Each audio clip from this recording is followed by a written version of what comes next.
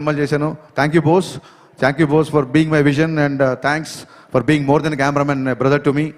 అలాగే మా ఎడిటర్ కార్తికేయ రాలేదు ఇంకా, ఫైనల్ ఒక పోస్ట్ ప్రొడక్షన్ అంతా కొలికి వచ్చింది. ఓవర్సీస్ కాపీస్ ఇప్పుడు కాసేపట్లో బయలుదేరుతాయి. వాళ్ళందరూ అదే పని మీద ఉన్నారు, కొంతమంది రాలేకపోయారు ఇక్కడికి.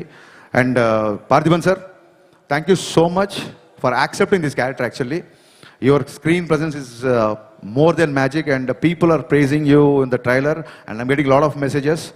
Romba nandri sir, and you made my job very easy because you're also a legend director, so that is the advantage of casting a director, I feel. Thank you so much. There are a lot of betterments, there are a lot of one-liners, there are a lot of nice suggestions, and I hope your experience was a boon to me. At the same time, KS Ravikumar గారు చాలా మంచి character చేశారు. The legendary director KS Ravikumar తమిళ్లో, ఆయన కూడా చాలా పెద్ద character చేశారు. Ravikumar sir, we are missing you in this evening. Thank you so much sir. Ravikumar గారు సపోర్ట్ నేను మరవలేను. ఆయనకి ఏదైనా సీన్ చెప్పాలని, డైలాగ్ చెప్పాలని, చాలా పెద్ద డైరెక్టర్ గారు చిన్న ఇనిబిషన్ ఉండేది. ఆయన మట్టుకు ప్రతి డైలాగు ఒక ఫుల్ స్టాప్ కామ ఆయన పలకాలన్న, బికాస్ తెలుగు కూడా కొత్త కాబట్టి. ప్యూర్ ఆర్టిస్ట్ లాగా అంత పెద్ద డైరెక్టరు నన్ను డైరెక్టర్ సార్ అని పిలిచినప్పుడు నిజంగా పులకించిపోయాను. Thank you sir, thank you so much. మీ ఇద్దరికి శిరస్సు వంచి నేను నమస్కారం చేస్తున్నాను for being in this film. Leela, నీ మామూలు కాదు నీ గోల, అసలు నీ ఎనర్జీ, దాన్ని ఏమంటారు, ఇన్ఫెక్షస్ అంటారు చూసావా, అంత ఇన్ఫెక్షస్ ఎనర్జీ. మీరు కూర్చోవచ్చు, పర్లేదు, ఇప్పుడు కెమెరా ఏం ఆనలేదు. అద్భుతమైన పర్ఫార్మర్. చాలామందికి లీల గారు అనగానే డ్యాన్సులు గుర్తొస్తాయి. ఆవిడ డెఫినెట్గా చాలా మంచి డ్యాన్సర్, నేను చెప్పాల్సిన అవసరం లేదు. బట్ ఎలాగో డ్యాన్సులు చూసేశారు కదా, ఆ అమ్మాయి పర్ఫార్మెన్స్ కూడా చూపిద్దామని చెప్పి ఇందులో ఒక మంచి క్యారెక్టర్ రాశాను. Very cute character.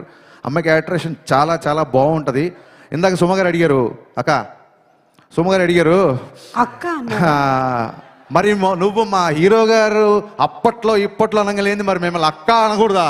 ఏమండి, మనం మర్చిపోతామేమన్నా? మనని మన హీరోని ఏమనంటే మనం మర్చిపోతావా? సో మీకు చెప్పాలి, ఎందుకంటే ఈ సాంగ్ దేఖ్లేంగే చాలా, అంటే లీల గారి డ్యాన్స్ లేదని చెప్పి మీలో చిన్న కొద్దిపాటి అసంతృప్తి చూసాను నేను. ఆ సినిమాలో సిచ్యువేషన్ ఏంటంటే, లీల గారు కొంచెం లైఫ్లో చిన్న లో ఉన్నప్పుడు, మీరు లిరిక్స్ అబ్జర్వ్ చేస్తే చిన్న లో ఉన్నప్పుడు, నీ పెదవిలోన ఉన్న జాగా నువ్వు నవ్వుకోవడానికేగా, నీ కాలి కింద ఉన్న నేల నీ సొంతం అంటే నమ్మవేళ. ఇది పోలీస్ గ్రౌండ్స్, ఇప్పుడు సొంతం అనుకోకండి, ప్రాబ్లం అయిపోతుంది. సో ఒక ఇన్స్పిరేషనల్ సాంగ్. అంటే చాలామంది అడుగుతున్నారు కెవ్వుకేక అని. బ్రదర్స్, ఐవానా మన ఇంటర్వ్యూలో చెప్పాను, మీ అందరికీ చెప్పాలనుకుంటున్నా. కెవ్వుకేక పాట పరిస్థితులు వేరు, ఇప్పుడు పరిస్థితులు వేరు.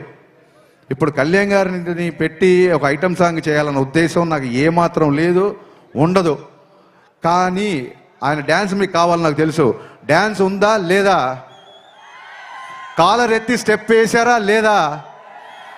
ఈ కాళ్ళు కదలాలని చెప్పి మనం ఏళ్ల తరబడి నుంచి వెయిట్ చేస్తున్నామా లేదా? నేను ఇప్పుడు కళ్యాణ్ గారిని చూడను, నా ధైర్యం నాకు లేదు. డ్యాన్స్ గురించి మాట్లాడుతున్నప్పుడు నేను మిమ్మల్నే చూస్తాను కాసేపు.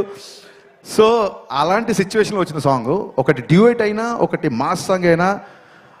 నా లిరిసిస్టులు ఇద్దరు ఇక్కడే ఉన్నారు, భాస్కర్ భట్ల గారు, కాసేల శ్యామ్ గారు. ఈ రెండు పాటల్లో మీరు అబ్జర్వ్ చేస్తే, మీరు ఏ పని మీద వెళ్ళినా ఒక మోటివేషను, ఒక ధైర్యము, ఒక విజన్ ఇచ్చే పాటలు ఈ రెండు పాటలు. మందుబాబులో అని అందులో పాట ఉంది. ఇప్పుడు ఏంటంటే, నైట్ తాగిన మందు పొద్దున్న దిగిపోతే ఎక్కే దిగే కిక్కులోన వచ్చేది ఏముంది? అలాంటి కిక్కు మనకెందుకు?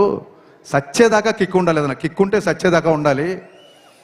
అలాగే ఎక్కి తొక్కేటి ఎవళ్ళే ఉన్నా తగ్గేది ఏముంది?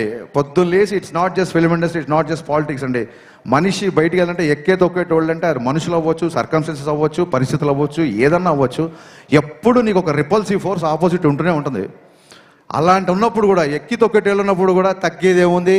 నెగ్గేదాకా తిక్కే ఉండాలి. ఈ పాట గోలీ సోడాలాగా ఒక బందీగానా బతికేలా, గోలీ సోడాలకు ఎలా ఇరిగిపోయి ఉంటుందో మీకు తెలుసు. సఫకేటింగ్ లైఫ్ వద్దు, లిబరేషన్ సాంగ్. ఇది ఒక మోటివేషన్ ఇచ్చే లిరిక్స్. ఈ రెండు పాటలో కళ్యాణ్ గారు డ్యాన్స్ చేసింది ఊరికే తమాషాగా డ్యాన్స్ కాదని, డెఫినెట్గా మనకు నచ్చిన గ్రేస్ మూమెంట్స్ చేసినా సరే. సినిమాలో డైలాగ్ ఉంది, పాట అయినా ఆట అయినా అంతర్లీనంగా మెసేజ్ ఉండాలి అని.